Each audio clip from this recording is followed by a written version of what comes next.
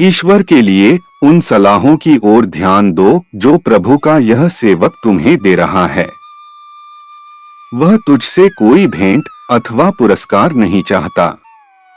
वह तो प्रभु इच्छा के समक्ष नतमस्तक है और पूरी तरह से ईश्वर की इच्छा के प्रति समर्पित है।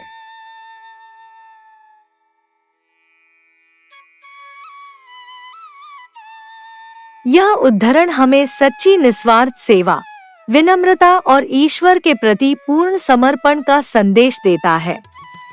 इस उद्धरण में बहाउल्लाह स्वयं को प्रभु का सेवक कहकर संबोधित करते हैं। यह उनकी गहन विनम्रता और ईश्वर के प्रति पूर्ण समर्पण को दर्शाता है। वे मानवता को जो सलाह देते हैं, उसके बदले में किसी पुरस्कार या सम्मान की अपेक्षा नहीं रखते, बल्कि केवल यह चाहते हैं कि मनुष्य ईश्वर की राह पर चले और अपने जीवन को आध्यात्मिक गुणों से प्रकाशित करे। बहाई शिक्षाएं हमें भी यही प्रेरणा देती हैं कि हम सेवा, प्रेम और विनम्रता के मार्ग पर चलें और अपने कार्य केवल ईश्वर की प्रसन्नता के लिए करें। जब मनुष्य अपने कार्यों को केवल ईश्वर की प्रसन्नता के लिए करता है, तब उसका हृदय शुद्ध होता है और समाज में प्रेम, एकता और शांति का वातावरण बनता है।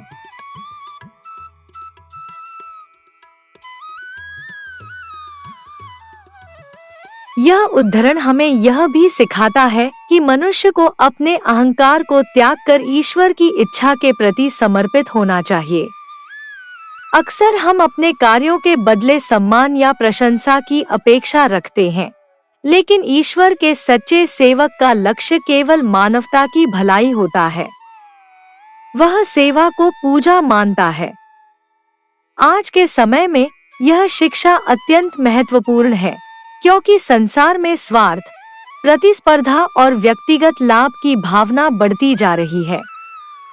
यदि हम इस संदेश को अपनाएं और निस्वार्थ भाव से मानवता की सेवा करें, तो हमारे परिवार, समाज और राष्ट्र में अधिक प्रेम और सद्भाव स्थापित हो सकता है।